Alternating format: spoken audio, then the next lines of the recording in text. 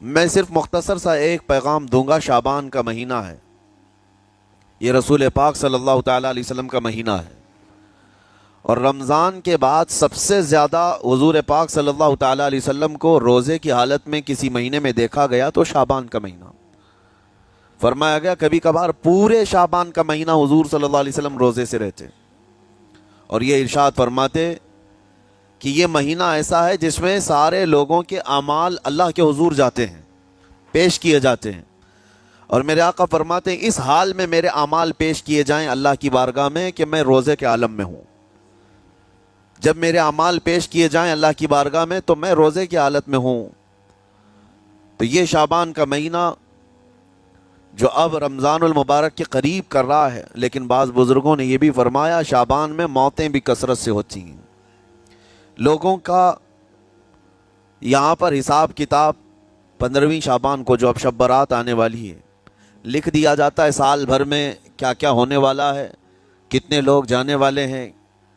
کئی لوگوں کی کتابیں بند کر دی جاتی ہیں. حدیث پاک میں یہ بھی ہے کہ فیصلہ اللہ تعالیٰ فرشتوں کے حوالے فرما رہا ہوگا. حالانکہ جب ہم ماں کے پیٹ میں تھے تبھی لکھ دیا گیا ہے کہ کتنی عمر ہے، لیکن فرشتوں کو جو ٹرانسفر کیا جاتا ہے سال میں ایک مرتبہ، اگلے سال ان کا کیا کیا ہونا ہے.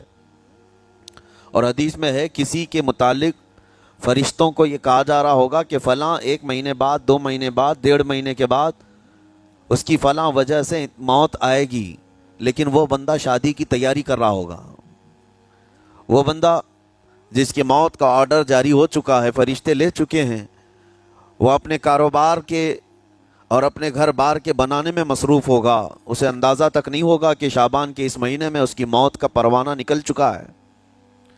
اسی لیے میں عرض کر رہا ہوں قرآن کی آیت اقترب للناس حسابهم وهم فی غفلۃ معرضون. اللہ فرماتا ہے لوگوں کا حساب بہت قریب آ چکا جبکہ وہ غفلت میں پڑے ہوئے ہیں. اب جس زمانے میں آپ زندگی گزار رہے ہیں یہ اتنی تیزی سے آپ کے اوپر سے گزر جائے گا کہ آپ کو احساس تک نہ ہوگا. بلکہ ایک حدیث کا مفہوم یہ بھی ہے کہ جوان بوڑھے نظر آنے لگیں گے اور بچے جوان نظر آنے لگیں گے. وہ دور آئے آج. بچے تو ہمارے جوان ہو ہی چکے ہیں، جو 6 سال کے بچے ہیں، 5 سال کے بچے ہیں، جن کو حقیقت میں بچہ کہا جاتا تھا. اب کے زمانے میں وہ بچے ہی نہیں رہ گئے. 8 سال کے بچے وہ بچے ہی نہیں رہ گئے.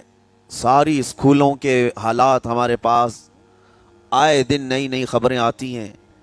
3ری جماعت کا، 4تھی کلاس کا بچہ خطرناک قسم کے نشوں میں مبتلا ہے جو بڑے بڑے جوان بھی نہیں کیا کرتے تھے. تو بچہ کہاں رہا؟ حضور پاک صلی اللہ تعالیٰ علیہ وسلم نے فرمایا تھا بچے جوان لگیں گے اور جوان بوڑھے. اور جوانوں کی حالت یہ ہے کہ سارے مزے اپنے بچپن میں اتنے کر لیے کہ جوانی میں طاقت ہی ختم ہو گئی. 25 سال کی عمر میں ایسے لگتے ہیں جیسے کہ بڑھاپا آ گیا، کمزوریاں آ گئیں. 30 سال پہلے کے دور میں 40 سال کو بھی جوانی کہا جاتا تھا. اب کے دور میں 40 سال تو بڑھاپا ہو گیا. 30 سال کی عمر کے بعد آج کے نوجوانوں کے جواب دینے لگ جاتے ہیں.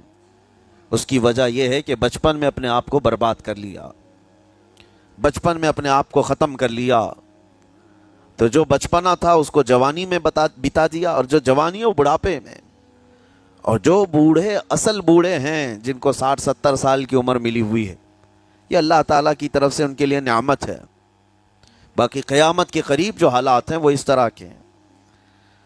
اور مزید میں آپ کو یہ بھی بتا دوں کہ زمانہ ترقی کرتے کرتے تمہیں ایسا سست اور کاہل بنا دے گا کہ تم کوئی کام کے لائق بھی نہیں رہ جائیں گے. بہت ساری چیزیں ہم سے رخصت ہو رہی ہیں، ہمیں اندازہ بھی نہیں. ابھی کل ہی میں ذکر کر رہا تھا، ابھی 10 سال پہلے، 20 سال پہلے جو چیزیں ہمارے آنکھوں کے سامنے موجود تھی وہ اب غائب ہو چکی ہیں. خالی وقت اسے ملے تو نشہ بھی یاد آ جائے، خالی وقت اسے ملے تو عورتوں کی طرف میلان بھی بڑھ جاتا ہے، خالی وقت اسے ملے تو اس کو دولت لٹانے اور عیاشی کرنے کی فکر بھی سوار ہونے لگتی ہے. اپنے آپ کو کسی چیز میں مصروف کر لے. اور سب سے بہترین مصروفیت کیا ہے؟ اللہ اور اس کے رسول کا ذکر پاک ہے. یہ سب سے بہترین مصروفیت ہے کہ تم نے اپنے آپ کو اس میں مصروف کر رکھا تو اللہ تعالیٰ دنیا کی تمام مصروفیتوں سے تمہیں آزاد کر دے گا، برائیوں سے آزاد کر دے گا۔ قرآن میں رب تعالیٰ فرماتا ہے وَقَالُوا حَسْبُنَا اللَّهُ وَنِعْمَ الْوَكِيلُ، جنہوں نے یہ کہا ہمارا رب ہمارے لیے کافی ہے، ہمارا اللہ ہمارے لیے کافی ہے، اور کیا ہی بہترین مددگار ہے، کیا ہی بہترین وکیل ہے۔ جس نے یہ کہا، اللہ فرماتا ہے اس کے فوراً بعد آیت آئی ہے فَانْقَلَبُوا بِنِعْمَةٍ مِّنَ اللَّهِ وَفَضْلٍ لَمْ يَمْسَسْهُمْ سُوءٌ، اللہ ان لوگوں کو اپنی خاص نعمتوں میں لے جائے گا، ایسی جگہ جہاں کوئی برائی انہیں چھو بھی نہ سکے گی۔ جنہوں نے اللہ کی بارگاہ میں یہ کہا حسبنا اللہ ونعم الوکیل، آگے بھی ہے دوسری آیت ہے نعم المولا ونعم النصیر، جس نے یہ کہا اللہ فرماتا ہے ان بندوں کو اللہ اپنی خاص نعمتوں میں لے جائے گا اور فضل میں لے جائے گا، ایسی جگہ لم یمسسہم سوء، جہاں انہیں کوئی برائی چھو بھی نہ سکے گی، کوئی برائی نہ آ سکے گی۔ اسی لیے کثرت سے اپنے آپ کو مصروف رکھو۔ یہ جو محافل ہماری ہو رہی ہیں اللہ کرے کہ ہمیشہ قائم رہیں۔ ہم ہفتے میں ایک مرتبہ ذکر کی مجلس میں آتے ہیں اپنے دل کو اللہ تعالیٰ کی یاد سے معمور کرنے کے لیے۔ ویسے کھانا تو دن میں 3 مرتبہ اور کوئی تو 5 مرتبہ کھاتے ہیں۔ اپنے جسم کا بھرپور خیال رکھا جاتا ہے، ہماری روح کے خیال کے لیے مجلسوں میں آنا ضروری ہے۔ یہ مجلسوں کی پابندیاں، اور اگر آپ اس کو ہی یہ سمجھ کر نہ چلیں کہ ہم نے ایک بار ہفتے میں ذکر کر لیا تو اب کافی ہے۔ ہماری گاڑی بھی جو ہے پیٹرول بار بار مانگتی ہے، اس کو جس طرح سے چلاتے ہیں اس طرح سے اس کی خواہش بھی ہے۔ روزانہ گاڑی کو اگر کہیں کھڑی کر رکھیں تو زیادہ پیٹرول نہیں لگے گا، لیکن چلتی رہے تو بار بار پیٹرول کی ضرورت ہے۔ ہم میں سے ابھی کوئی ایسا نہیں ہے جو بستر پر پڑا ہوا ہے، ہر کوئی چل رہا ہے، پھر رہا ہے، دنیا میں مصروف ہے۔ تم اپنے کھانے پانے بھی کر رہے ہو، لوگوں سے ملاقات بھی کر رہے ہو، اس کا مطلب ہے تمہاری گاڑی چل رہی ہے اور اس کو پیٹرول بار بار چاہیے۔ اور یہی جو ایندھن ہے، یہ پیٹرول ہے، اس کا کام یہ اللہ تعالیٰ کا ذکر کرتا ہے۔ تمہارے جسم کو بیلنس رکھنے کے لیے، تمہاری فکروں کو بیلنس رکھنے کے لیے، تمہارے دماغ کو صحیح سلامت ایک نہج پر رکھنے کے لیے یہ ذکر کی محافل قوت دیتی ہیں۔ اگر اس ہفتے میں آپ نے ذکر کیا نہیں ہوا تو آپ اپنے ہی گھر پر سونے سے قبل بستر پر بیٹھ کر کیوں اللہ کا ذکر نہیں کر لیتے؟ 5 منٹ 10 منٹ اس مولا کو پکار کر کے سونے میں کیا حرج ہے؟ لوگ موبائل دیکھتے، گانے سنتے، فلمیں دیکھتے ہوئے سو جاتے ہیں، لیکن اللہ رب العزت کو یاد کر کے سونے والا، میرے عزیز و قرآن میں مولا فرماتا ہے فَاذْكُرُونِي أَذْكُرْكُمْ، اس کا وعدہ ہے تم مجھے یاد کرو میں تمہیں یاد کروں گا۔ اور اس کی تفسیر میں اللہ تعالیٰ کے اس قول میں، اس فرمان کی تفسیر میں بزرگوں نے فرمایا اللہ کیسے یاد کرتا ہے بندے کو؟ اللہ بندے کو کیسے یاد کرتا ہے؟ جب تم اس کی یاد میں مصروف رہے، اپنے آپ کو بزی کر رکھا، اللہ تمہیں کیسی جگہ یاد کرتا ہے؟ فرماتے ہیں مفسرین کہ بندہ تو لوگوں میں اللہ کو یاد کیا، اور اللہ بندے کو فرشتوں میں یاد کرتا ہے۔ فرشتوں کے درمیان تمہارا ذکر ہونے لگتا ہے کہ فلاں کا بیٹا فلاں آج میرا ذکر کر رہا تھا۔ آج محفل ذکر سے جتنے نکلیں گے اللہ کریم ہمارا ذکر فرشتوں میں ضرور فرمائے گا، فرشتوں میں ضرور ذکر ہوگا کہ فلاں بندہ آج ذکر میں مشغول تھا۔ اور پھر یہ بھی فرمایا بزرگوں نے، مفسرین نے، کہ اللہ تعالیٰ وہاں یاد کرتا ہے جہاں فرشتے ہوں، فرشتوں کی محفل میں تمہارا ذکر۔ اور اس کے علاوہ یہ بھی فرمایا گیا کہ تم دنیا میں زندگی میں اسے یاد کرتے تھے اور وہ تمہیں مرنے کے بعد قبر میں یاد کرے گا۔ جب دنیا تمہیں چھوڑ دیتی ہے تب اللہ تعالیٰ تمہیں یاد فرماتا ہے۔ فَاذْكُرُونِي أَذْكُرْكُمْ کا مطلب یہ ہے وہ تمہیں یاد فرمائے گا، لیکن اس کے لیے کثرت سے تم اللہ کو یاد کرو، اللہ کو یاد کرو۔ تو بہرحال میرے عزیزو، قیامت کی نشانیاں جو ہم نے آج مختصر آپ کے سامنے رکھی، وہ بہت تیزی سے تمہارے سروں پر آ رہی ہیں، اور تمہارے ہاتھوں سے بہت سارے کام اب چھن جائیں گے۔ ابھی آپ ترقیات میں خوشی سے بات کرتے ہوئے بیٹھتے ہیں نا، ڈسکس کرتے رہتے ہیں کہ سنا ہے ایسی کار آ رہی ہے کہ وہ اب بغیر ڈرائیور کے چلے گی، روبوٹ سے چلے گی۔ اس کو تو ہم خوشیوں میں ڈسکس کرتے ہیں کہ اچھا ایسا ہونے والا ہے۔ پہلے ایسا تھا کہ موبائل آپ بٹن کے دباتے تھے، کسی نے اگر خبر کر دیا کہ نہیں بعد میں صرف ٹچ کرنے سے آتا ہے تو آپ کہتے اچھا ایسا بھی آنے والا ہے۔ لیکن آپ کوئی کہے تو آپ کو کوئی تعجب نہیں، ٹچ اسکرین، کوئی تعجب کی بات نہیں، بنا ڈرائیور کے گاڑیاں آ جائیں گی۔ اس طرح ہوتے ہوتے نظام زندگی اس قدر بدل جائے گا، اس قدر بدل جائے گا۔ آج میری یہ بات نوٹ کر کے رکھ لیں، زندگی باقی رہی تو 10 سال بعد انشاءاللہ ہم ملاقات کریں گے، اگر اللہ نے زندگی باقی رکھی، اور اس کے بعد پھر ہماری یہ باتیں میچ کر کے دیکھیں کہ کیا کیا ہوا ہے اور کیا کیا دنیا بدل چکی ہے۔ اسی لیے میں کوئی بھوشمانی نہیں کر رہا ہوں، اور نہ ہی کوئی جوتش بابا ہوں طوطا لے کر جو بیٹھتا ہے، یا تمہارے ہاتھوں کی لکیریں دیکھ کر کے کوئی فیوچر بولنے والا نہیں۔ مصطفیٰ کریم صلی اللہ تعالیٰ علیہ وسلم کی احادیث سے جو قیامت کے قریب ہونے والے، رونما ہونے والے واقعات ہیں، میں ترجمانی کر رہا ہوں حضور کی حدیثوں کی، اس لیے کہ ہمیں پتا ہے دنیا کے سارے سائنسدان جھوٹ بول سکتے ہیں، مدینے والے کی بات جھوٹ نہیں۔ میرے آقا صلی اللہ تعالیٰ علیہ وسلم کا فرمان جھوٹا نہیں ہو سکتا۔ اس لیے اگلا دور جو آ رہا ہے وہ بڑا سخت ترین ہے۔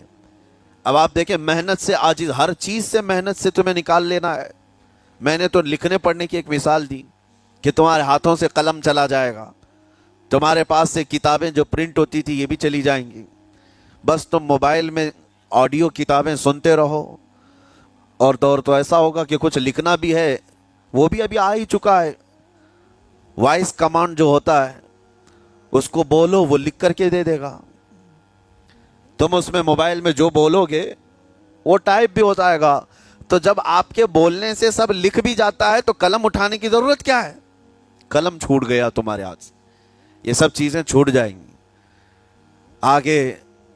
اب دور کے متعلق پیشین گوئیاں بعض سائنسدانوں نے یہ بھی کی ہیں کہ بچے پیدا کرنے کے لیے شادی ہونا بھی ضروری نہیں۔ یہ دنیا کا پلان ہے، یہ میں فطرت خداوندی کو نہیں بتا رہا، اللہ کے قانون کے خلاف ہے، لیکن دنیا یہ بھی چاہتی ہے کہ شادی کی بھی ضرورت نہیں، بچے ہم لیب میں پیدا کریں گے۔ لیبارٹری کے اندر ماں کی جیسے رحم دانی ہوتی ہے، بچہ دانی، آرٹیفیشیل اس کو تیار کر کے اس کے اندر کسی مرد کے نطفے کو رکھ کر اس کو وہیں پروان دیا جائے گا۔ نہ کسی یہ شادی کی ضرورت ہے، نہ کوئی عقد، نہ کوئی ایگریمنٹ، کچھ نہیں۔ جس کو بچہ چاہیے وہ لیب سے خرید لے، ہر طرح کی چیزوں سے تمہیں آری کر دیا جائے۔ ابھی تو بہت سارے لوگ سوال بھی کرتے ہیں ہم سے ٹیسٹ ٹیوب بیبی کے متعلق، جس کو بچے نہیں ہو رہے ہیں، کیا وہ اس طرح سے ٹیسٹ ٹیوب بیبی سے، جو آج ایک طریقہ کار ہے، بچے پیدا کر سکتے ہیں یا نہیں؟ اس کے کئی طریقے ہیں سائنس میں، کہ اسی مرد کا نطفہ اسی کی عورت میں رکھ کر کے اس کو پروان دیا جائے، اور بعض دوسرے طریقے کہ کسی دوسرے کا لا کر اس کی عورت میں رکھ دیا جائے۔ یہ تو سراسر حرام ہے، زنا ہے۔ لیکن ائمہ اکرام، فقہاء اکرام نے حلال رشتے کے اندر ہی مرد اور عورت جو شادی شدہ ہیں ان کو بھی اس طریقے سے بچہ حاصل کرنے کی اجازت نہیں تھی، وہ ناجائز ہے، ناجائز ہے۔ بچے دینا یہ اللہ کی شان ہے۔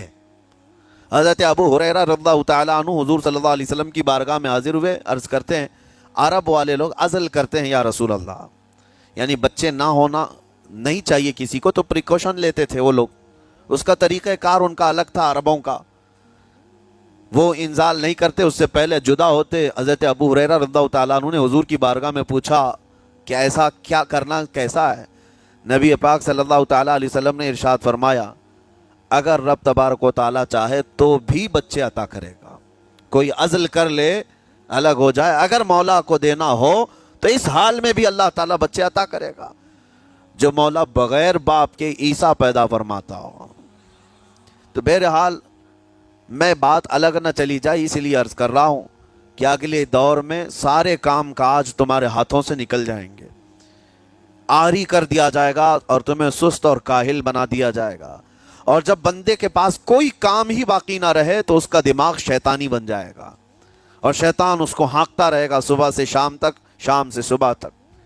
اور میں آپ کو بتا دوں دنیا یہ چاہتی ہے کہ رات کو دن بنا دے، یعنی کوئی رات کا تصور ہی نہ رہے، نہ اندھیرا ہے نہ ہی کوئی اس طرح کی تاریکی، بلکہ پورا ٹوٹل 24 آورز ایسا ہی اجالا دکھنا چاہیے. تمہاری نیندیں ختم ہو، کسی کے لیے بھی اندھیرا ہو گیا چلو سوئیں. یہ اللہ کے جتنے نظام ہیں اس سے یہ دنیا چھیڑ چھاڑ کرنے کی کوشش کر رہی ہے. یہ جو خفیہ طاقتیں ہیں دنیا کو جو چلا رہی ہیں، وہ فری میسن ہوں اور سیکریٹ تنظیمیں جو آج دنیا میں کام کر رہی ہیں، وہ قانون خداوندی سے چھیڑ چھاڑ کرنا ان کی فطرت عادت ہے. ہر چیز جو اللہ تعالیٰ کی بنائی ہوئی، پہاڑوں کو اپنی جگہ سے ہٹا دینا. عرب میں آج پتہ ہے آپ کو، سعودی میں سب سے زیادہ پہاڑ کاٹے جا رہے ہیں. پہاڑ اتنے کاٹتے ہیں وہ لوگ، پورے کے پورے پہاڑوں کو انہوں نے زمین سے الگ کر دیا اور وہاں پہاڑ کا وجود ہی نہیں. مکہ میں جا کر آپ دیکھ لیں، مدینے میں جا کر دیکھ لیں، 4 سال 5 سال کنٹینیو کئی مشینیں لگا کر کے پورے پہاڑ کو صاف کر دیا. پتھر کے پہاڑ. اصل میں یہ نظام قدرت ہے. پہاڑ یوں ہی نہیں بنائے اللہ نے زمین پر. والجبال اوتادا، یہ میخ بنا کر کے اس میں گاڑ دیے گئے تاکہ زمین ہلنے نہ پائے. زمین پانی پر ہے، اور جب پہاڑوں سے چھیڑ چھاڑ کیا جائے گا زمینوں میں زلزلے آئیں گے، ادھر سے ادھر زمین ہل جائے گی. اور تو اور انہوں نے اپنی ٹیکنالوجی کو بڑھاتے بڑھاتے قانون خداوندی میں چھیڑ چھاڑ کے لیے کیا نہیں کیا.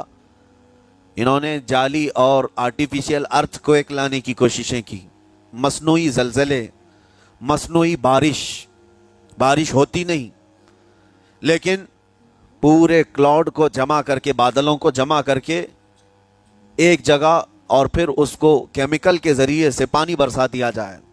لوگوں کو لگتا ہے کہ ابر چھا گیا اور پانی آنے لگ گیا. یعنی بارش بھی مصنوعی برسائی جائے، ہوائیں بھی مصنوعی چلائی جائیں، پہاڑ بھی کاٹ دیے جائیں، جعلی زلزلے لائے جائیں. سونامی کو بھی لانے کی ترکیبیں ان لوگوں نے سوچی کہ زیر زمین جو لاوا ہوتا ہے اس کے اندر دھماکہ کر دیا جائے تاکہ پانی کی موجیں بے قابو ہو کر بہت زیادہ لہریں اٹھ جائیں اور دنیا میں تباہی مچائیں. بیماریاں اللہ کی طرف سے آتی ہیں، لیکن بیماریاں یہ لیب میں بنانے کی کوشش کرتے ہیں کہ وائرس بنائے جائیں اور لوگوں کے درمیان چھوڑ دیے جائیں، جس کو آج دنیا کی بڑی طاقتیں بایو ویپن کا کہتی ہیں.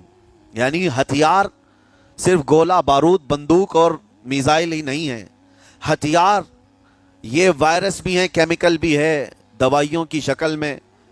یہ برسوں سے یہ تنظیمیں اس بات پر کام کر رہی ہیں، حتیٰ کہ یہ نظام قدرت کو، نظام خداوندی کو پورے اکثر بدلنے کے لیے انہوں نے مردوں کو عورت بنانا، عورتوں کو مرد بنانے کی بھی مہم چھیڑ رکھی ہے. ٹرانسجینڈر، ان سب کو خاص قانونی حق دیا جائے گا، اور مرضی سے آدمی اپنے جینڈر کو، اپنی جنس کو چینج کروا لے. یہ قانون خداوندی میں چھیڑ چھاڑ ہے نہیں. اور انسان کو جس کام کے لیے پیدا کیا گیا تھا اس کام سے اس کو عاری کر دیا جائے، کاہل بنا دیا جائے. اسی لیے دیکھیں، وہ رحمان مولا چاہے تو تمہیں گھر میں بٹھا کر خوب رزق دے. وہ غفار ہے جو چونٹیوں کو اپنے سوراخ میں رزق دیتا ہے، مچھلیوں کو پانی کے اندر رزق دیتا ہے. وہ اشرف المخلوقات کو کیوں نہیں کھلائے گا؟ لیکن اس کا حکم یہ ہے، اذا قضیت الصلاۃ فانتشروا فی الارض، جب نماز پڑھ لو تو زمین میں پھیل جاؤ اور اللہ کا رزق ڈھونڈو. یہ نہیں کہ گھر میں بیٹھ کر کے تم پکارتے رہو رزق آ جا، رزق آ جا، رزق آ جا. یہ نہیں ہے. تمہیں کیوں؟ تم کاہل اور سست نہ بنو. تمہیں فرمایا گا ہاتھ پیر چلاؤ. نبی پاک صلی اللہ تعالی علیہ وسلم نے ارشاد فرمایا، دنیا کا سب سے بہترین رزق وہ ہے جو اپنے ہاتھوں کی کمائی، محنت سے. اور حضور فرماتے ہیں اللہ کے نبی داؤد علیہ السلام لوہے کا کام کرتے اور خود اپنے ہاتھوں سے لوہے کو تپا کر کے نقش بناتے، اور لوہے کی زرہ جو جنگوں میں پہنی جاتی یہ بنا کر کے بیچتے تھے، اور اس کی آمدنی سے حضرت داؤد علیہ السلام اپنا گھر چلاتے تھے. حضرت ادریس علیہ السلام کپڑے سلتے تھے، درزی کا کام کرتے اور اپنا گھر چلاتے. حضرت ابراہیم علیہ السلام گھر بنانے کا کام کرتے رہے. اسی لیے نبی پاک صلی اللہ تعالی علیہ وسلم نے فرمایا اللہ کے سارے نبی اپنے ہاتھوں کی کمائی کھایا کرتے تھے، کوئی گھر بیٹھ کر کے نہیں. جو لوگوں کو آج یہ شوق ہے کہ بس کسی کو جائیداد میں کچھ پراپرٹی ملی تو کرائے پر چڑھا دو اور کرایہ کھاتے رہو. کیوں محنت کرنا ہے؟ کوئی کام کیوں کرنا ہے؟ میں یہ نہیں کہتا کہ کرایہ مت کھاؤ، کھاؤ کرایہ، لیکن اپنے جسم کو ایسا کاہل اور سست بناؤ گے تو یہ شیطان کی آماجگاہ بن جائے گا دماغ، اور اتنے گناہ کرنے لگ جاؤ گے کہ تمہارے کنٹرول میں نہیں رہے گا. تم اس کو جتنا خالی اور سست چھوڑو گے. یہ آلریڈی جو سائنسدانوں نے چوہوں پر ایکسپیریمنٹ کر کے جو دیکھا، اکثر ایسا ہوتا ہے کہ چوہوں پر جو تجربہ کیا جاتا ہے انسان کے فطرت سے بہت زیادہ میل کھاتا ہے چوہوں کی طبیعت. اسی لیے آپریشن تھیٹر میں بھی سکھانے کے لیے چوہے اور مینڈک کا استعمال ہوتا ہے. دوائیاں بھی جو سب سے پہلے بنتی ہیں وہ چوہوں کو کھلا کر دیکھی جاتی ہیں. انسان کی طبیعت زیادہ اس سے میل کھاتی ہے. تو جو چوہوں کو ساری سہولیات دے دی گئی تھی تو وہ آپس میں شہوت میں مبتلا ہو گئے اور ایک دوسرے کا قتل کرنے لگے. یہی حال انسانوں کا بھی ہوگا. جب ان کو ساری سہولیات ایک جگہ مل جائیں گی تو یہ ایک دوسرے کا قتل شروع کر دیں گے.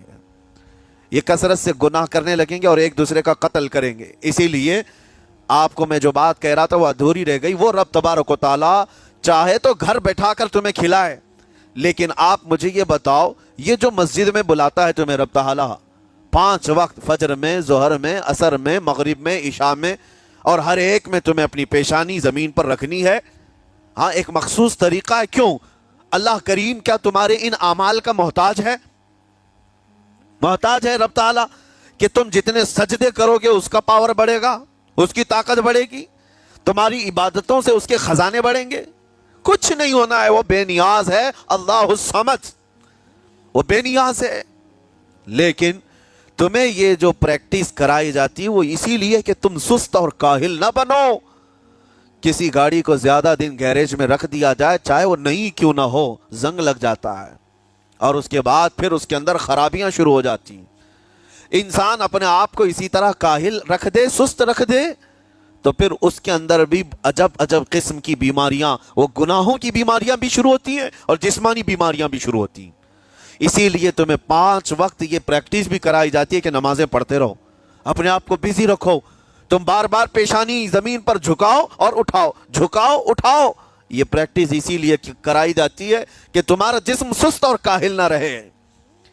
اللہ کریم بندوں کی تمام مصالح اور ان تمام حاجتوں کو بہتر جانتا ہے کہ بندہ کس میں بہتر ترقی کر سکتا ہے. اسی لیے میرے عزیزو، اپنے آپ کو خالی مت چھوڑو، اپنے آپ کو خالی مت چھوڑو. اور وقت ہمارے پاس اتنا کم ہے کہ حساب دینے کے وقت ہمیں سب کو پتہ چل جائے گا قیامت کے دن.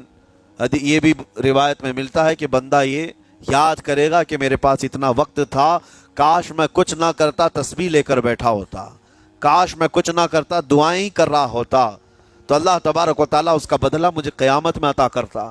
لیکن جنہوں نے اپنے اوقات کو یہاں پر خالی گنوا دیے، فضول میں برباد کیے، وہ بہت پچھتاوے میں ہوں گے، بہت پچھتاوے میں ہوں گے.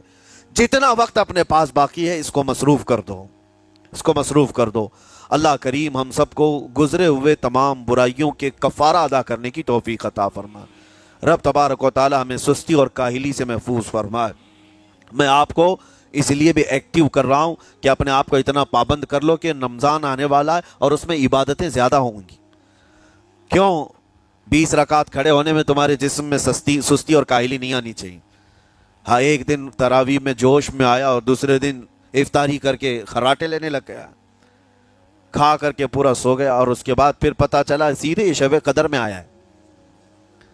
تو رمضان المبارک کو بھی جن لوگوں نے ایسا برباد کیا وہ پچھتاتے رہ جائیں گے. اور کچھ نہیں، رمضان ہر دن نہیں آنے والا ہے اور ہر مہینے نہیں آتا ہے، سال میں ایک مرتبہ رمضان اللہ کا مہمان ہے. اس کے آنے سے پہلے اس کی آنے کی تیاریاں بھی کر لو. اپنے جسم کو ابھی سے اتنی عادت ڈالو، بلکہ جسم کو نہ صحیح لیکن دماغ کو اتنا بنا لو کہ مجھے یہ کرنا ہی ہے. یہ رمضان آئے گا تو میں ختم قرآن ضرور کروں گا، یہ رمضان آئے گا تو تراویح کی 1 رکعت بھی میری مس نہیں ہوگی، یہ رمضان آئے گا تو پورا قرآن میں تراویح میں ضرور. میں صرف مختصر سا ایک پیغام دوں گا. شعبان کا مہینہ ہے، یہ رسول پاک صلی اللہ تعالیٰ علیہ وسلم کا مہینہ ہے، اور رمضان کے بعد سب سے زیادہ حضور پاک صلی اللہ تعالیٰ علیہ وسلم کو روزے کی حالت میں کسی مہینے میں دیکھا گیا تو شعبان کا مہینہ فرمایا گیا. کبھی کبھار پورے شعبان کا مہینہ حضور صلی اللہ علیہ وسلم روزے سے رہتے اور یہ ارشاد فرماتے کہ یہ مہینہ ایسا ہے جس میں سارے لوگوں کے اعمال اللہ کے حضور جاتے ہیں, پیش کیے جاتے ہیں. اور میرے آقا فرماتے ہیں اس حال میں میرے اعمال پیش کیے جائیں اللہ کی بارگاہ میں کہ میں روزے کے عالم میں ہوں. جب میرے اعمال پیش کیے جائیں اللہ کی بارگاہ میں تو میں روزے کی حالت میں ہوں. تو یہ شعبان کا مہینہ جو اب رمضان المبارک کے قریب کر رہا ہے, لیکن بعض بزرگوں نے یہ بھی فرمایا شعبان میں موتیں بھی کثرت سے ہوتی ہیں. لوگوں کا یہاں پر حساب کتاب 15ویں شعبان کو جو اب شب برات آنے والی ہے لکھ دیا جاتا ہے, سال بھر میں کیا کیا ہونے والا ہے, کتنے لوگ جانے والے ہیں. کئی لوگوں کی کتابیں بند کر دی جاتی ہیں. حدیث پاک میں یہ بھی ہے کہ فیصلہ اللہ تعالیٰ فرشتوں کے حوالے فرما رہا ہوگا. حالانکہ جب ہم ماں کے پیٹ میں تھے تبھی لکھ دیا گیا ہے کہ کتنی عمر ہے, لیکن فرشتوں کو جو ٹرانسفر کیا جاتا ہے سال میں ایک مرتبہ, اگلے سال ان کا کیا کیا ہونا ہے. اور حدیث میں ہے کسی کے متعلق فرشتوں کو یہ کہا جا رہا ہوگا کہ فلاں 1 مہینے بعد, 2 مہینے بعد, 1.5 مہینے کے بعد اس کی فلاں وجہ سے موت آئے گی, لیکن وہ بندہ شادی کی تیاری کر رہا ہوگا. وہ بندہ جس کی موت کا آرڈر جاری ہو چکا ہے, فرشتے لے چکے ہیں, وہ اپنے کاروبار کے اور اپنے گھر بار کے بنانے میں مصروف ہوگا. اسے اندازہ تک نہیں ہوگا کہ شعبان کے اس مہینے میں اس کی موت کا پروانہ نکل چکا ہے. اسی لیے میں عرض کر رہا ہوں قرآن کی آیت اقترب للناس حسابهم وهم فی غفلۃ معرضون. اللہ فرماتا ہے لوگوں کا حساب بہت قریب آ چکا جبکہ وہ غفلت میں پڑے ہوئے ہیں. اب جس زمانے میں آپ زندگی گزار رہے ہیں یہ اتنی تیزی سے آپ کے اوپر سے گزر جائے گا کہ آپ کو احساس تک نہ ہوگا. بلکہ ایک حدیث کا مفہوم یہ بھی ہے کہ جوان بوڑھے نظر آنے لگیں گے اور بچے جوان نظر آنے لگیں گے. وہ دور آئے آج. بچے تو ہمارے جوان ہو ہی چکے ہیں, جو 6 سال کے بچے ہیں, 5 سال کے بچے ہیں, جن کو حقیقت میں بچہ کہا جاتا تھا. اب کے زمانے میں وہ بچے ہی نہیں رہ گئے. 8 سال کے بچے وہ بچے ہی نہیں رہ گئے. ساری اسکولوں کے حالات ہمارے پاس آئے دن نئی خبریں آتی ہیں. 3ری جماعت کا, 4تھی کلاس کا بچہ خطرناک قسم کے نشوں میں مبتلا ہے جو بڑے بڑے جوان بھی نہیں کیا کرتے تھے. تو بچہ کہاں رہا. حضور پاک صلی اللہ تعالیٰ علیہ وسلم نے فرمایا تھا بچے جوان لگیں گے اور جوان بوڑھے. اور جوانوں کی حالت یہ ہے کہ سارے مزے اپنے بچپن میں اتنے کر لیے کہ جوانی میں طاقت ہی ختم ہو گئی. 25 سال کی عمر میں ایسے لگتے ہیں جیسے کہ بڑھاپا آ گیا, کمزوریاں آ گئیں. 30 سال پہلے کے دور میں 40 سال کو بھی جوانی کہا جاتا تھا. اب کے دور میں 40 سال تو بڑھاپا ہو گیا. 30 سال کی عمر کے بعد آج کے نوجوانوں کے جواب دینے لگ جاتے ہیں. اس کی وجہ یہ ہے کہ بچپن میں اپنے آپ کو برباد کر لیا, بچپن میں اپنے آپ کو ختم کر لیا. تو جو بچپنا تھا اس کو جوانی میں بتا دیا, اور جو جوانی ہے وہ بڑھاپے میں. اور جو بوڑھے اصل بوڑھے ہیں جن کو 60-70 سال کی عمر ملی ہوئی ہے, یہ اللہ تعالیٰ کی طرف سے ان کے لیے نعمت ہے. باقی قیامت کے قریب جو حالات ہیں وہ اس طرح کے ہیں. اور مزید میں آپ کو یہ بھی بتا دوں کہ زمانہ ترقی کرتے کرتے تمہیں ایسا سست اور کاہل بنا دے گا کہ تم کوئی کام کے لائق بھی نہیں رہ جائیں گے. بہت ساری چیزیں ہم سے رخصت ہو رہی ہیں, ہمیں اندازہ بھی نہیں. ابھی کل ہی میں ذکر کر رہا تھا, ابھی 10 سال پہلے 20 سال پہلے جو چیزیں ہمارے آنکھوں کے سامنے موجود تھی وہ اب غائب ہو چکی ہیں. خالی وقت اسے ملے تو نشہ بھی یاد آ جائے, خالی وقت اسے ملے تو عورتوں کی طرف میلان بھی بڑھ جاتا ہے, خالی وقت اسے ملے تو اس کو دولت لٹانے اور عیاشی کرنے کی فکر بھی سوار ہونے لگتی ہے. اپنے آپ کو کسی چیز میں مصروف کر لے. اور سب سے بہترین مصروفیت کیا ہے؟ اللہ اور اس کے رسول کا ذکر پاک ہے.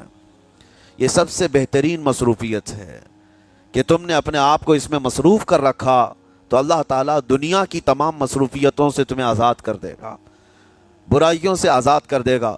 कुरान में रब ताला फरमाता है वक़ालू हस्बुनल्लाहु व निअमल वकील, जिन्होंने ये कहा हमारा रब हमारे लिए काफ़ी है, हमारा अल्लाह हमारे लिए काफ़ी है और क्या ही बेहतरीन मददगार है, क्या ही बेहतरीन वकील है। जिसने ये कहा, अल्लाह फरमाता उसके फ़ौरन बाद आयत आई है फ़न्क़लबू बिनिअमतिन मिनल्लाहि व फ़ज़लिन लम यमससहुम सू। अल्लाह उन लोगों को अपनी ख़ास नेमतों में ले जाएगा, ऐसी जगह जहां कोई बुराई उन्हें छू भी ना सकेगी। जिन्होंने अल्लाह की बारगाह में ये कहा हस्बुनल्लाहु व निअमल वकील। आगे भी है दूसरी आयत है निअमल मौला व निअमन नसीर। जिसने ये कहा, अल्लाह फरमाता है उन बंदों को अल्लाह अपनी ख़ास नेमतों में ले जाएगा और फजल में ले जाएगा, ऐसी जगह लम यमससहुम सू, जहां उन्हें कोई बुराई छू भी ना सकेगी, कोई बुराई ना आ सकेगी। इसीलिए कसरत से अपने आप को मसरूफ़ रखो। ये जो महाफिल हमारी हो रही हैं, अल्लाह करे कि हमेशा कायम रहे। हम हफ्ते में एक मरतबा ज़िक्र की मजलिस में आते हैं अपने दिल को अल्लाह ताला की याद से मामूर करने के लिए। वैसे खाना तो दिन में 3 मरतबा और कोई तो 5 मरतबा खाते हैं।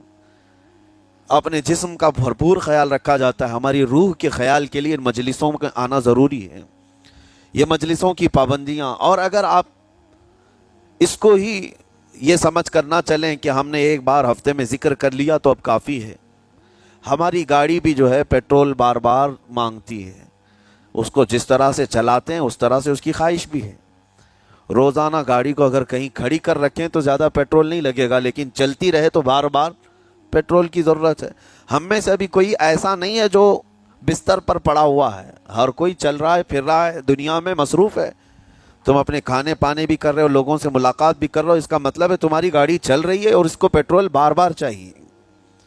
और यही जो ईंधन है, ये पेट्रोल है, उसका काम ये अल्लाह ताला का जिक्र करता है। तुम्हारे जिस्म को बैलेंस रखने के लिए, तुम्हारी फ़िक्रों को बैलेंस रखने के लिए, तुम्हारे दिमाग को सही सलामत एक नहज पर रखने के लिए ये ज़िक्र की महाफिल क़ुव्वत देती हैं। अगर इस हफ्ते में आपने ज़िक्र किया नहीं हुआ तो आप अपने ही घर पर सोने से कबल बिस्तर पर बैठकर क्यों अल्लाह का जिक्र नहीं कर लेते? 5 मिनट 10 मिनट उस मौला को पुकार करके सोने में क्या हर्ज है? लोग मोबाइल देखते, गाने सुनते, फिल्में देखते हुए सो जाते हैं, लेकिन अल्लाह रब्बुल इज़्ज़त को याद करके सोने वाला, मेरे अजीज़ व कुरान में मौला फरमाता है फ़ज़्कुरूनी अज़्कुरकुम। उसका वादा है तुम मुझे याद करो, मैं तुम्हें याद करूँगा। और इसकी तफसीर में अल्लाह ताला के इस कौल में, इस फरमान की तफसीर में बुजुर्गों ने फरमाया अल्लाह कैसे याद करता है बंदे को।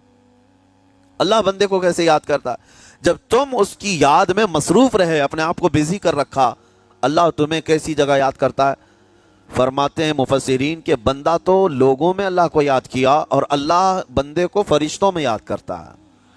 फरिश्तों के दरमियान तुम्हारा जिक्र होने लगता है कि फ़लाँ का बेटा फ़लाँ आज मेरा जिक्र कर रहा था। आज महफिल ज़िक्र से जितने निकलेंगे, अल्लाह करीम हमारा ज़िक्र फ़रिश्तों में ज़रूर फरमाएगा। फ़रिश्तों में ज़रूर ज़िक्र होगा कि फ़लाँ बंदा आज ज़िक्र में मशगूल था। और फिर ये भी फरमाया बुज़ुर्गों ने, मुफस्सिरीन ने, कि अल्लाह ताला वहाँ याद करता है जहाँ फ़रिश्ते हों, फ़रिश्तों की महफिल में तुम्हारा ज़िक्र। और उसके अलावा ये भी फरमाया गया कि तुम दुनिया में ज़िंदगी में उसे याद करते थे और वो तुम्हें मरने के बाद कब्र में याद करेगा। जब दुनिया तुम्हें छोड़ देती है तब अल्लाह ताला तुम्हें याद फरमाता है। फ़ज़्कुरूनी अज़्कुरकुम का मतलब ये है वो तुम्हें याद फरमाएगा, लेकिन उसके लिए कसरत से तुम अल्लाह को याद करो, अल्लाह को याद करो। तो बहरहाल मेरे अजीज़ों, क़यामत की निशानियाँ जो हमने आज मुख्तसर आपके सामने रखी, वो बहुत तेज़ी से तुम्हारे सरों पर आ रही हैं और तुम्हारे हाथों से बहुत सारे काम अब छिन जाएंगे। अभी आप तरक्यात में खुशी से बात करते हुए बैठते हैं ना, डिस्कस करते रहते हैं कि सुना है ऐसी कार आ रही है कि वो अब बग़ैर ड्राइवर के चलेगी, रोबोट से चलेगी। इसको तो हम खुशियों में डिस्कस करते हैं कि अच्छा ऐसा होने वाला है। पहले ऐसा था कि मोबाइल आप बटन के दबाते थे, किसी ने अगर ख़बर कर दिया कि नहीं बाद में सिर्फ टच करने से आता है तो आप कहते अच्छा ऐसा भी आने वाला है। लेकिन आप कोई कहे तो आपको कोई ताज्जुब नहीं, टच स्क्रीन, कोई ताज्जुब की बात नहीं। बिना ड्राइवर के गाड़ियां आ जाएंगी। اس طرح ہوتے ہوتے نظام زندگی اس قدر بدل جائے گا، اس قدر بدل جائے گا۔ آج میری یہ بات نوٹ کر کے رکھ لیں، زندگی باقی رہی تو 10 سال بعد انشاءاللہ ہم ملاقات کریں گے، اگر اللہ نے زندگی باقی رکھی، اور اس کے بعد پھر ہماری یہ باتیں میچ کر کے دیکھیں کہ کیا کیا ہوا ہے اور کیا کیا دنیا بدل چکی ہے۔ اسی لیے میں کوئی بھوشمانی نہیں کر رہا ہوں، اور نہ ہی کوئی جوتش بابا ہوں طوطا لے کر جو بیٹھتا ہے، یا تمہارے ہاتھوں کی لکیریں دیکھ کر کے کوئی فیوچر بولنے والا نہیں۔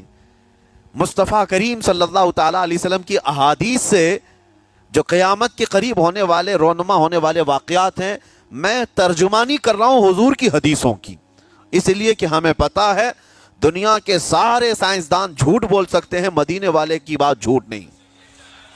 میرے آقا صلی اللہ تعالیٰ علیہ وسلم کا فرمان جھوٹا نہیں ہو سکتا۔ اس لیے اگلا دور جو آ رہا ہے وہ بڑا سخت ترین ہے۔ اب آپ دیکھیں، محنت سے عاجز، ہر چیز سے محنت سے تمہیں نکال لینا ہے۔ میں نے تو لکھنے پڑھنے کی ایک مثال دی کہ تمہارے ہاتھوں سے قلم چلا جائے گا، تمہارے پاس سے کتابیں جو پرنٹ ہوتی تھی یہ بھی چلی جائیں گی، بس تم موبائل میں آڈیو کتابیں سنتے رہو۔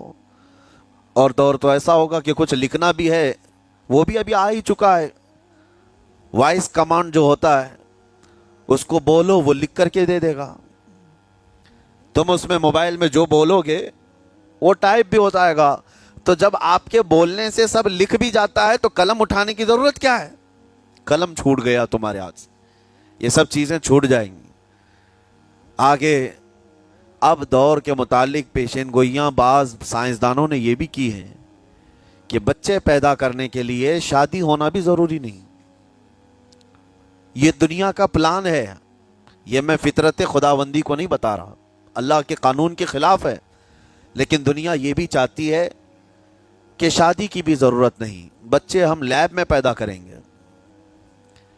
لیبارٹری کے اندر ماں کی جیسے رحم دانی ہوتی ہے، بچہ دانی، آرٹیفیشیل اس کو تیار کر کے اس کے اندر کسی مرد کے نطفے کو رکھ کر اس کو وہیں پروان دیا جائے گا۔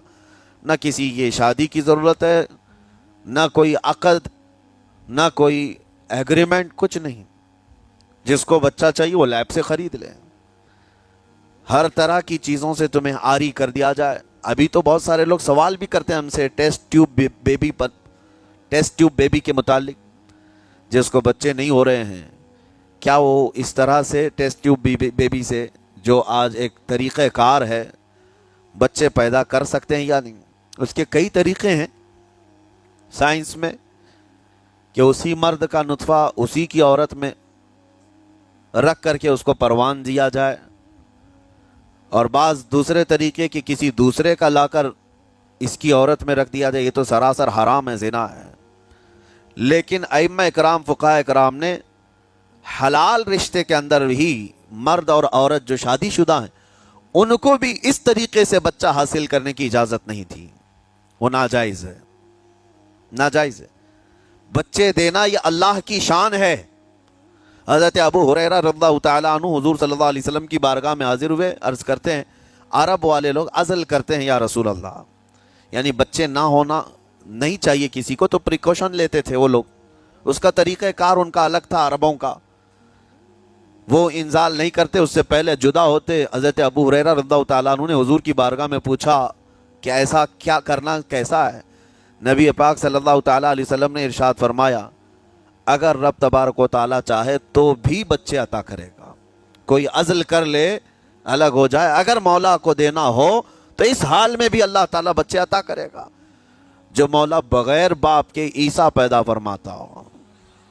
تو بہرحال میں بات الگ نہ چلی جائے، اس لیے عرض کر رہا ہوں کہ اگلے دور میں سارے کام کاج تمہارے ہاتھوں سے نکل جائیں گے، آری کر دیا جائے گا اور تمہیں سست اور کاہل بنا دیا جائے گا، اور جب بندے کے پاس کوئی کام ہی باقی نہ رہے تو اس کا دماغ شیطانی بن جائے گا، اور شیطان اس کو ہانکتا رہے گا صبح سے شام تک، شام سے صبح تک۔ اور میں آپ کو بتا دوں، دنیا یہ چاہتی ہے کہ رات کو دن بنا دے، یعنی کوئی رات کا تصور ہی نہ رہے، نہ اندھیرا ہے نہ ہی کوئی اس طرح کی تاریکی، بلکہ پورا ٹوٹل 24 آورز ایسا ہی اجالا دکھنا چاہیے۔ تمہاری نیندیں ختم ہو، کسی کے لیے بھی اندھیرا ہو گیا چلو سوئیں. یہ اللہ کے جتنے نظام ہیں اس سے یہ دنیا چھیڑ چھاڑ کرنے کی کوشش کر رہی ہے.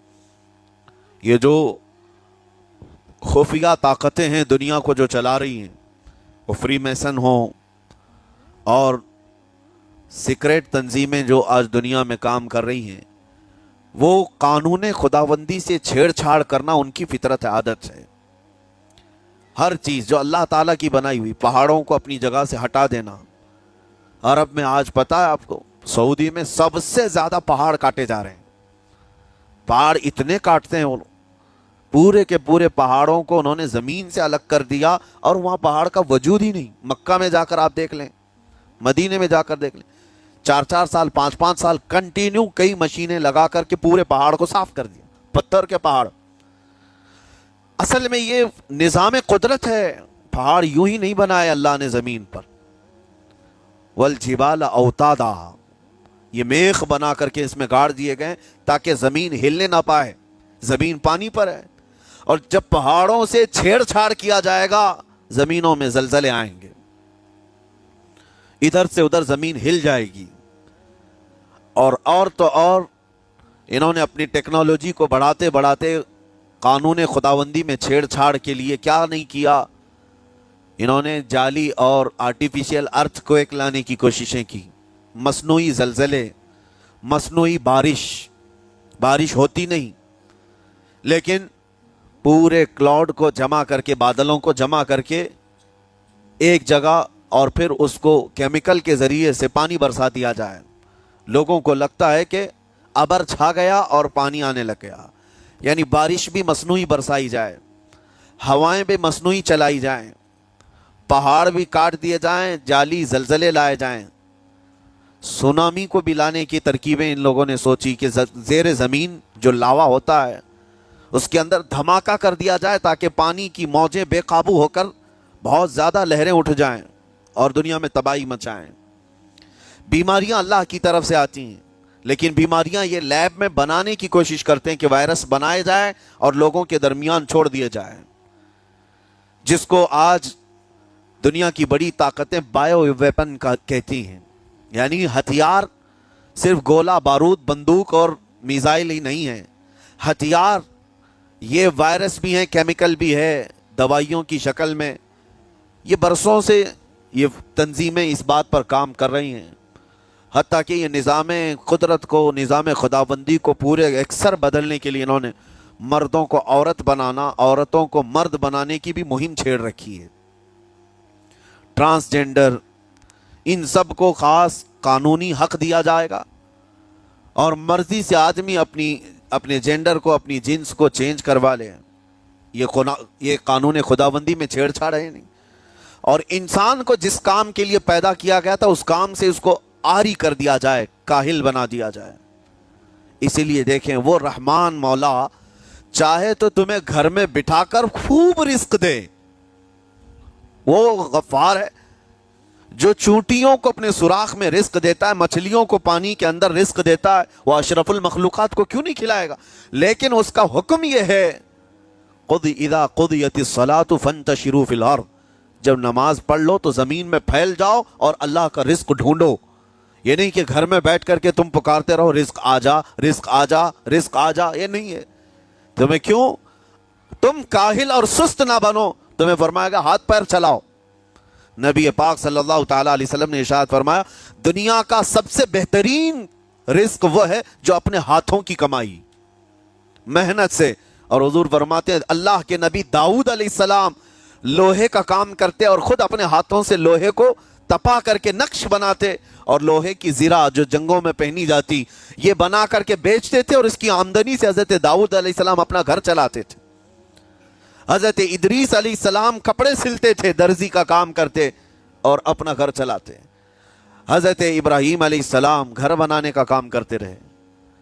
اسی لیے نبی پاک صلی اللہ تعالی علیہ وسلم نے فرمایا اللہ کے سارے نبی اپنے ہاتھوں کی کمائی کھایا کرتے تھے، کوئی گھر بیٹھ کر کے نہیں.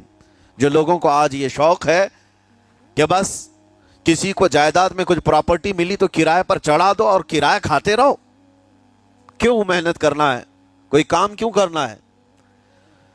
میں یہ نہیں کہتا کہ کرایہ مت کھاؤ، کھاؤ کرایہ، لیکن اپنے جسم کو ایسا کاہل اور سست بناؤ گے تو یہ شیطان کی آماجگاہ بن جائے گا دماغ، اور اتنے گناہ کرنے لگ جاؤ گے کہ تمہارے کنٹرول میں نہیں رہے گا۔ تم اس کو جتنا خالی اور سست چھوڑو گے، یا آلریڈی جو سائنسدانوں نے چوہوں پر ایکسپیریمنٹ کر کے جو دیکھا، اکثر ایسا ہوتا ہے کہ چوہوں پر جو تجربہ کیا جاتا ہے انسان کے فطرت سے بہت زیادہ میل کھاتا ہے چوہوں کی طبیعت۔ اسی لیے آپریشن تھیٹر میں بھی سکھانے کے لیے چوہے اور مینڈک کا استعمال ہوتا ہے۔ دوائیاں بھی جو سب سے پہلے بنتی ہیں وہ چوہوں کو کھلا کر دیکھی جاتی ہیں۔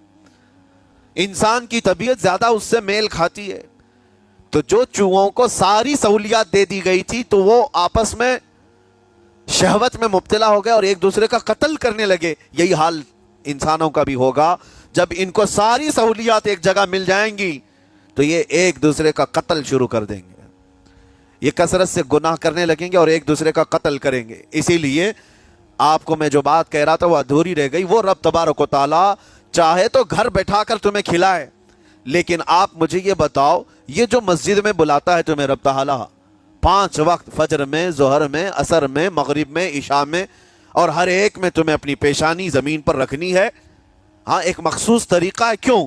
اللہ کریم کیا تمہارے ان اعمال کا محتاج ہے؟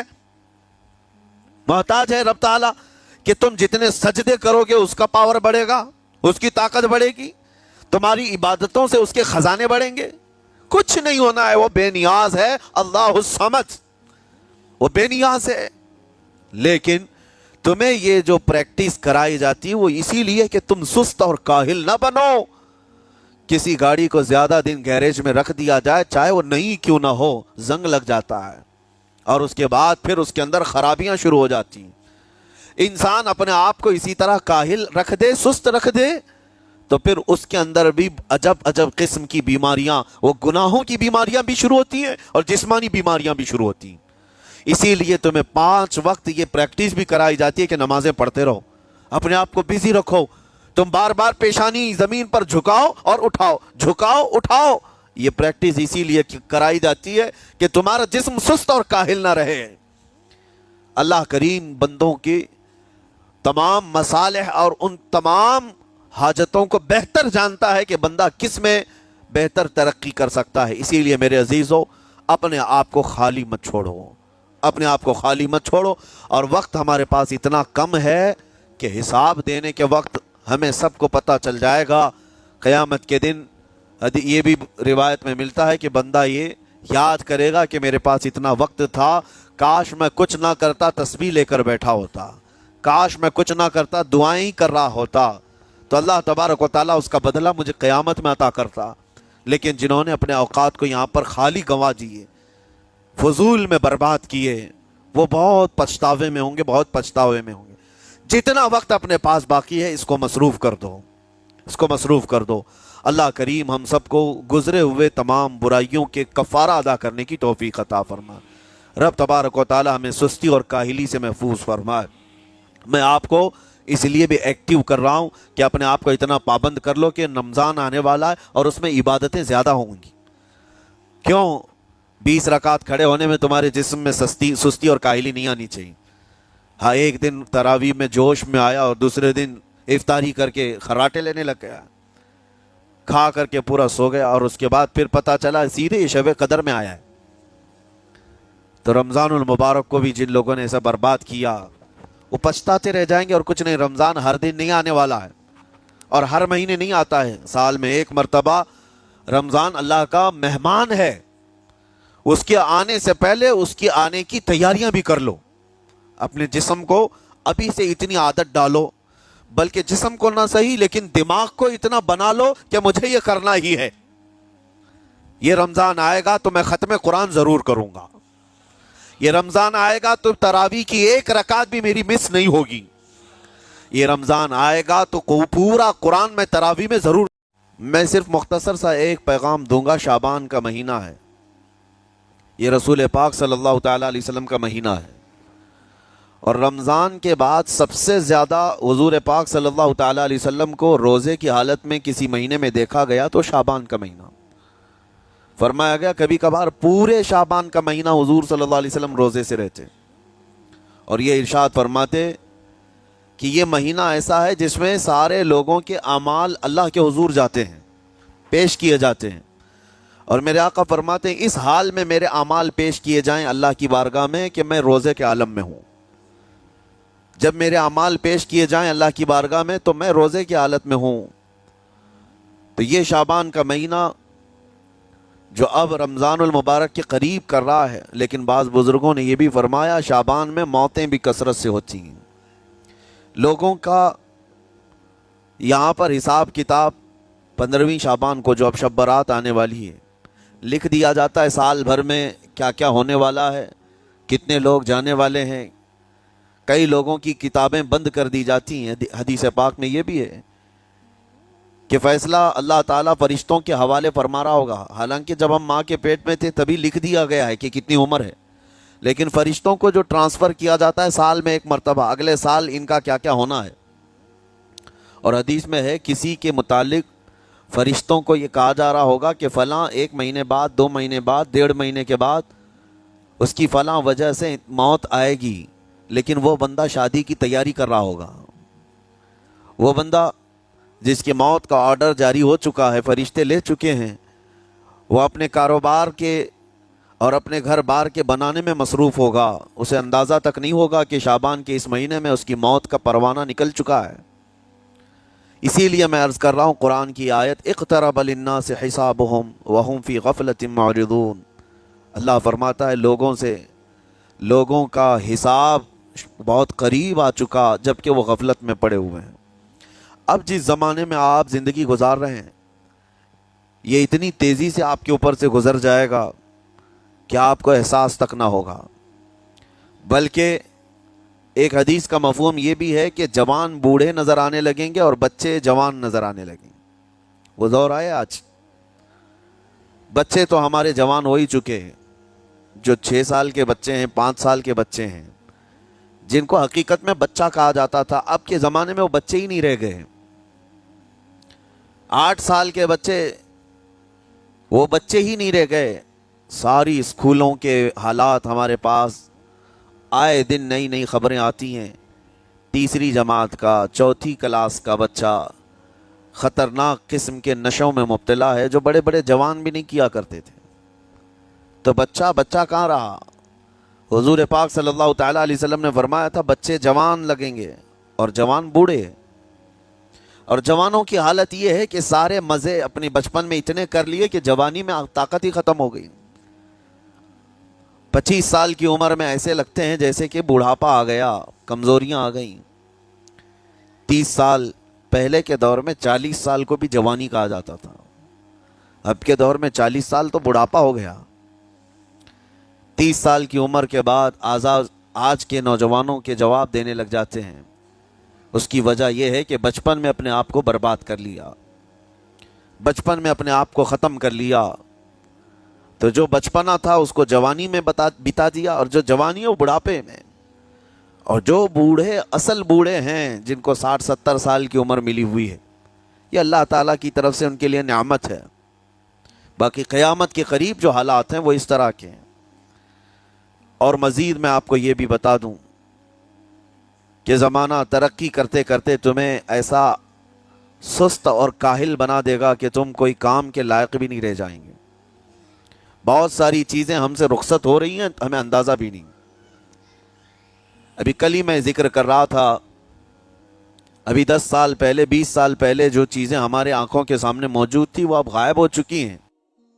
خالی وقت اسے ملے تو نشہ بھی یاد آ جائے، خالی وقت اسے ملے تو عورتوں کی طرف میلان بھی بڑھ جاتا ہے، خالی وقت اسے ملے تو اس کو دولت لٹانے اور عیاشی کرنے کی فکر بھی سوار ہونے لگتی ہے۔ اپنے آپ کو کسی چیز میں مصروف کر لے، اور سب سے بہترین مصروفیت کیا ہے؟ اللہ اور اس کے رسول کا ذکر پاک ہے۔ یہ سب سے بہترین مصروفیت ہے کہ تم نے اپنے آپ کو اس میں مصروف کر رکھا تو اللہ تعالیٰ دنیا کی تمام مصروفیتوں سے تمہیں آزاد کر دے گا، برائیوں سے آزاد کر دے گا۔ قرآن میں رب تعالیٰ فرماتا ہے وَقَالُوا حَسْبُنَا اللَّهُ وَنِعْمَ الْوَكِيلُ، جنہوں نے یہ کہا ہمارا رب ہمارے لیے کافی ہے، ہمارا اللہ ہمارے لیے کافی ہے، اور کیا ہی بہترین مددگار ہے، کیا ہی بہترین وکیل ہے جس نے یہ کہا۔ اللہ فرماتا اس کے فوراً بعد آیت آئی ہے فَانْقَلَبُوا بِنِعْمَةٍ مِّنَ اللَّهِ وَفَضْلٍ لَمْ يَمْسَسْهُمْ سُوءٌ، اللہ ان لوگوں کو اپنی خاص نعمتوں میں لے جائے گا، ایسی جگہ جہاں کوئی برائی انہیں چھو بھی نہ سکے گے۔ جنہوں نے اللہ کی بارگاہ میں یہ کہا حسبنا اللہ ونعم الوکیل، آگے بھی ہے دوسری آیت ہے نعم المولا ونعم النصیر، جس نے یہ کہا اللہ فرماتا ہے ان بندوں کو اللہ اپنی خاص نعمتوں میں لے جائے گا اور فضل میں لے جائے گا، ایسی جگہ لم یمسسہم سوء، جہاں انہیں کوئی برائی چھو بھی نہ سکے گی، کوئی برائی نہ آ سکے گی۔ اسی لیے کثرت سے اپنے آپ کو مصروف رکھو۔ یہ جو محافل ہماری ہو رہی ہیں اللہ کرے کہ ہمیشہ قائم رہیں۔ ہم ہفتے میں ایک مرتبہ ذکر کی مجلس میں آتے ہیں اپنے دل کو اللہ تعالیٰ کی یاد سے معمور کرنے کے لیے، ویسے کھانا تو دن میں 3 مرتبہ اور کوئی تو 5 مرتبہ کھاتے ہیں۔ اپنے جسم کا بھرپور خیال رکھا جاتا ہے، ہماری روح کے خیال کے لیے مجلسوں میں آنا ضروری ہے۔ یہ مجلسوں کی پابندیاں، اور اگر آپ اس کو ہی یہ سمجھ کر نہ چلیں کہ ہم نے ایک بار ہفتے میں ذکر کر لیا تو اب کافی ہے۔ ہماری گاڑی بھی جو ہے پیٹرول بار بار مانگتی ہے، اس کو جس طرح سے چلاتے ہیں اس طرح سے اس کی خواہش بھی ہے۔ روزانہ گاڑی کو اگر کہیں کھڑی کر رکھیں تو زیادہ پیٹرول نہیں لگے گا، لیکن چلتی رہے تو بار بار پیٹرول کی ضرورت ہے۔ ہم میں سے ابھی کوئی ایسا نہیں ہے جو بستر پر پڑا ہوا ہے، ہر کوئی چل رہا ہے، پھر رہا ہے، دنیا میں مصروف ہے۔ تم اپنے کھانے پانے بھی کر رہے ہو، لوگوں سے ملاقات بھی کر رہے ہو، اس کا مطلب ہے تمہاری گاڑی چل رہی ہے اور اس کو پیٹرول بار بار چاہیے۔ اور یہی جو ایندھن ہے، یہ پیٹرول ہے، اس کا کام یہ اللہ تعالیٰ کا ذکر کرتا ہے، تمہارے جسم کو بیلنس رکھنے کے لیے، تمہاری فکروں کو بیلنس رکھنے کے لیے، تمہارے دماغ کو صحیح سلامت ایک نہج پر رکھنے کے لیے یہ ذکر کی محافل قوت دیتی ہیں۔ اگر اس ہفتے میں آپ نے ذکر کیا نہیں ہوا تو آپ اپنے ہی گھر پر سونے سے قبل بستر پر بیٹھ کر کیوں اللہ کا ذکر نہیں کر لیتے؟ 5 منٹ 10 منٹ اس مولا کو پکار کر کے سونے میں کیا حرج ہے؟ لوگ موبائل دیکھتے، گانے سنتے، فلمیں دیکھتے ہوئے سو جاتے ہیں، لیکن اللہ رب العزت کو یاد کر کے سونے والا، میرے عزیز و قرآن میں مولا فرماتا ہے فَاذْكُرُونِي أَذْكُرْكُمْ، اس کا وعدہ ہے تم مجھے یاد کرو میں تمہیں یاد کروں گا۔ اور اس کی تفسیر میں اللہ تعالیٰ کے اس قول میں، اس فرمان کی تفسیر میں بزرگوں نے فرمایا اللہ کیسے یاد کرتا ہے بندے کو؟ اللہ بندے کو کیسے یاد کرتا ہے؟ جب تم اس کی یاد میں مصروف رہے، اپنے آپ کو بزی کر رکھا، اللہ تمہیں کیسی جگہ یاد کرتا ہے؟ فرماتے ہیں مفسرین کہ بندہ تو لوگوں میں اللہ کو یاد کیا، اور اللہ بندے کو فرشتوں میں یاد کرتا ہے۔ فرشتوں کے درمیان تمہارا ذکر ہونے لگتا ہے کہ فلاں کا بیٹا فلاں آج میرا ذکر کر رہا تھا۔ آج محفل ذکر سے جتنے نکلیں گے اللہ کریم ہمارا ذکر فرشتوں میں ضرور فرمائے گا، فرشتوں میں ضرور ذکر ہوگا کہ فلاں بندہ آج ذکر میں مشغول تھا۔ اور پھر یہ بھی فرمایا بزرگوں نے، مفسرین نے، کہ اللہ تعالیٰ وہاں یاد کرتا ہے جہاں فرشتے ہوں، فرشتوں کی محفل میں تمہارا ذکر۔ اور اس کے علاوہ یہ بھی فرمایا گیا کہ تم دنیا میں زندگی میں اسے یاد کرتے تھے اور وہ تمہیں مرنے کے بعد قبر میں یاد کرے گا۔ جب دنیا تمہیں چھوڑ دیتی ہے تب اللہ تعالیٰ تمہیں یاد فرماتا ہے۔ فَاذْكُرُونِي أَذْكُرْكُمْ کا مطلب یہ ہے وہ تمہیں یاد فرمائے گا، لیکن اس کے لیے کثرت سے تم اللہ کو یاد کرو، اللہ کو یاد کرو۔ تو بہرحال میرے عزیزو، قیامت کی نشانیاں جو ہم نے آج مختصر آپ کے سامنے رکھی، وہ بہت تیزی سے تمہارے سروں پر آ رہی ہیں، اور تمہارے ہاتھوں سے بہت سارے کام اب چھن جائیں گے۔ ابھی آپ ترقیات میں خوشی سے بات کرتے ہوئے بیٹھتے ہیں نا، ڈسکس کرتے رہتے ہیں کہ سنا ہے ایسی کار آ رہی ہے کہ وہ اب بغیر ڈرائیور کے چلے گی، روبوٹ سے چلے گی۔ اس کو تو ہم خوشیوں میں ڈسکس کرتے ہیں کہ اچھا ایسا ہونے والا ہے۔ پہلے ایسا تھا کہ موبائل آپ بٹن کے دباتے تھے، کسی نے اگر خبر کر دیا کہ نہیں بعد میں صرف ٹچ کرنے سے آتا ہے تو آپ کہتے اچھا ایسا بھی آنے والا ہے۔ لیکن آپ کوئی کہے تو آپ کو کوئی تعجب نہیں، ٹچ اسکرین، کوئی تعجب کی بات نہیں، بنا ڈرائیور کے گاڑیاں آ جائیں گی۔ اس طرح ہوتے ہوتے نظام زندگی اس قدر بدل جائے گا، اس قدر بدل جائے گا۔ آج میری یہ بات نوٹ کر کے رکھ لیں، زندگی باقی رہی تو 10 سال بعد انشاءاللہ ہم ملاقات کریں گے، اگر اللہ نے زندگی باقی رکھی، اور اس کے بعد پھر ہماری یہ باتیں میچ کر کے دیکھیں کہ کیا کیا ہوا ہے اور کیا کیا دنیا بدل چکی ہے۔ اسی لیے میں کوئی بھوشمانی نہیں کر رہا ہوں، اور نہ ہی کوئی جوتش بابا ہوں طوطا لے کر جو بیٹھتا ہے، یا تمہارے ہاتھوں کی لکیریں دیکھ کر کے کوئی فیوچر بولنے والا نہیں۔ مصطفیٰ کریم صلی اللہ تعالیٰ علیہ وسلم کی احادیث سے جو قیامت کے قریب ہونے والے رونما ہونے والے واقعات ہیں، میں ترجمانی کر رہا ہوں حضور کی حدیثوں کی، اس لیے کہ ہمیں پتا ہے دنیا کے سارے سائنسدان جھوٹ بول سکتے ہیں، مدینے والے کی بات جھوٹ نہیں۔ میرے آقا صلی اللہ تعالیٰ علیہ وسلم کا فرمان جھوٹا نہیں ہو سکتا۔ اس لیے اگلا دور جو آ رہا ہے وہ بڑا سخت ترین ہے۔ اب آپ دیکھیں، محنت سے عاجز، ہر چیز سے محنت سے تمہیں نکال لینا ہے۔ میں نے تو لکھنے پڑھنے کی ایک مثال دی کہ تمہارے ہاتھوں سے قلم چلا جائے گا، تمہارے پاس سے کتابیں جو پرنٹ ہوتی تھی یہ بھی چلی جائیں گی، بس تم موبائل میں آڈیو کتابیں سنتے رہو۔ اور دور تو ایسا ہوگا کہ کچھ لکھنا بھی ہے، وہ بھی ابھی آ ہی چکا ہے، وائس کمانڈ جو ہوتا ہے اس کو بولو وہ لکھ کر کے دے دے گا۔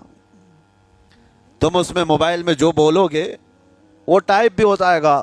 تو جب آپ کے بولنے سے سب لکھ بھی جاتا ہے تو قلم اٹھانے کی ضرورت کیا ہے؟ قلم چھوٹ گیا تمہارے ہاتھ سے، یہ سب چیزیں چھوٹ جائیں گی آگے۔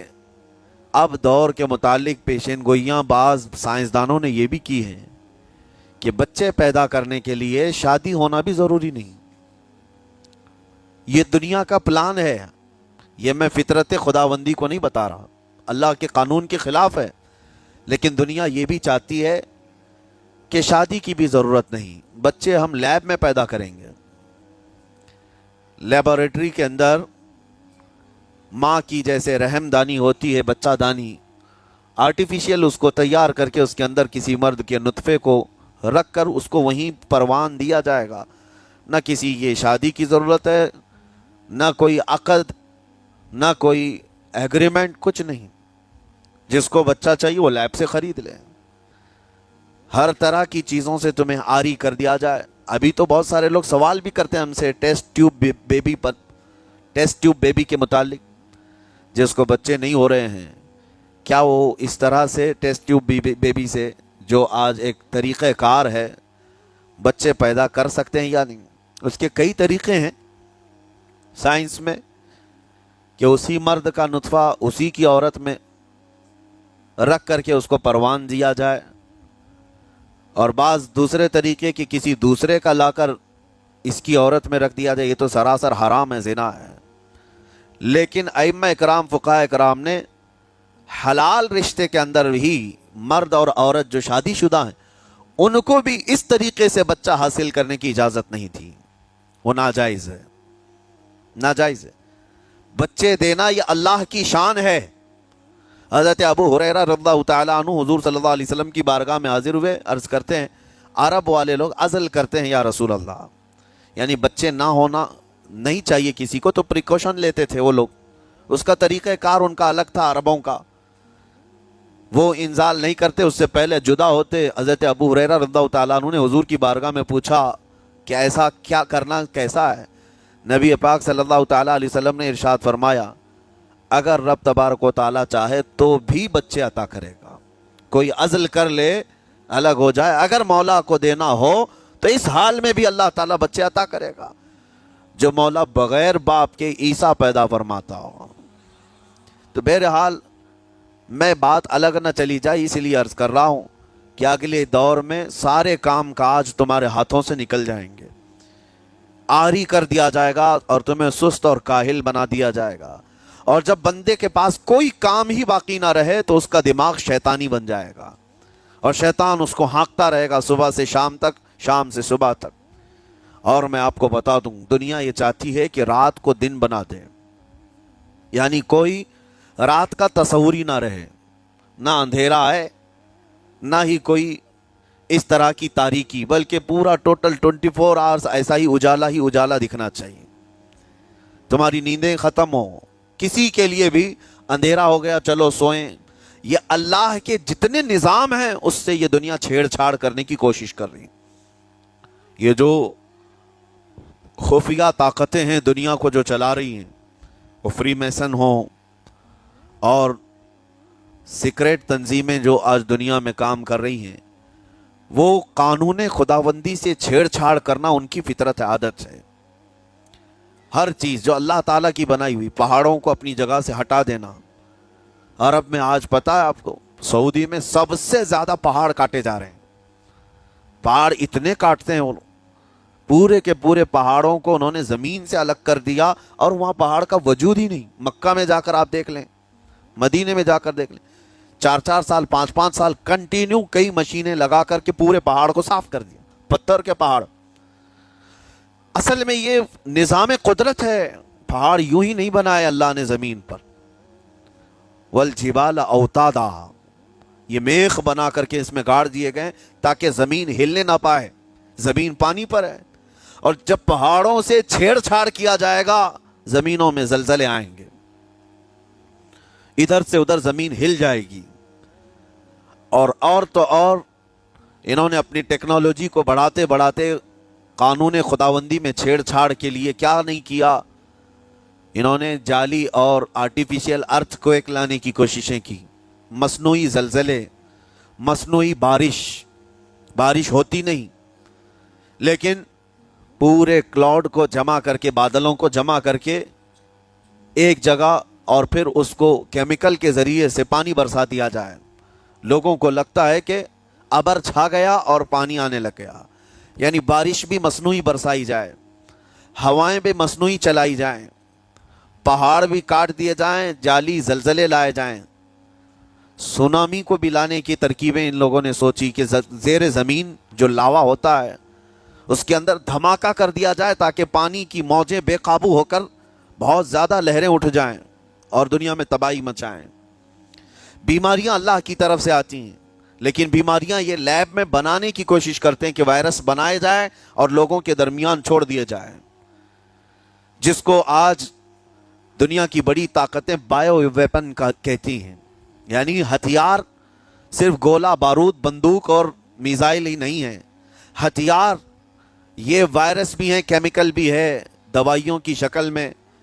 یہ برسوں سے یہ تنظیمیں اس بات پر کام کر رہی ہیں، حتیٰ کہ یہ نظام قدرت کو، نظام خداوندی کو پورے اکثر بدلنے کے لیے انہوں نے مردوں کو عورت بنانا، عورتوں کو مرد بنانے کی بھی مہم چھیڑ رکھی ہے۔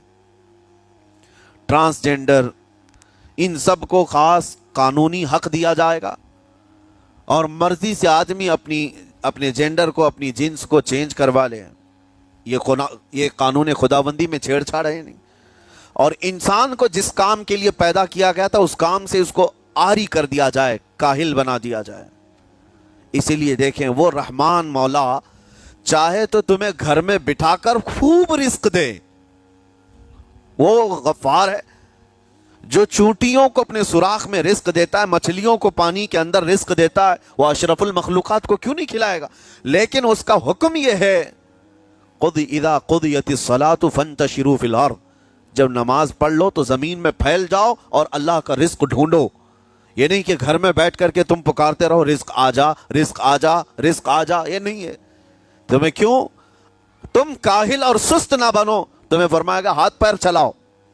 نبی پاک صلی اللہ تعالی علیہ وسلم نے ارشاد فرمایا، دنیا کا سب سے بہترین رزق وہ ہے جو اپنے ہاتھوں کی کمائی، محنت سے۔ اور حضور فرماتے ہیں اللہ کے نبی داؤد علیہ السلام لوہے کا کام کرتے اور خود اپنے ہاتھوں سے لوہے کو تپا کر کے نقش بناتے، اور لوہے کی زرہ جو جنگوں میں پہنی جاتی یہ بنا کر کے بیچتے تھے، اور اس کی آمدنی سے حضرت داؤد علیہ السلام اپنا گھر چلاتے تھے۔ حضرت ادریس علیہ السلام کپڑے سلتے تھے، درزی کا کام کرتے اور اپنا گھر چلاتے۔ حضرت ابراہیم علیہ السلام گھر بنانے کا کام کرتے رہے۔ اسی لیے نبی پاک صلی اللہ تعالی علیہ وسلم نے فرمایا اللہ کے سارے نبی اپنے ہاتھوں کی کمائی کھایا کرتے تھے، کوئی گھر بیٹھ کر کے نہیں۔ جو لوگوں کو آج یہ شوق ہے کہ بس کسی کو جائیداد میں کچھ پراپرٹی ملی تو کرائے پر چڑھا دو اور کرایہ کھاتے رہو، کیوں محنت کرنا ہے؟ کوئی کام کیوں کرنا ہے؟ میں یہ نہیں کہتا کہ کرایہ مت کھاؤ، کھاؤ کرایہ، لیکن اپنے جسم کو ایسا کاہل اور سست بناؤ گے تو یہ شیطان کی آماجگاہ بن جائے گا دماغ، اور اتنے گناہ کرنے لگ جاؤ گے کہ تمہارے کنٹرول میں نہیں رہے گا۔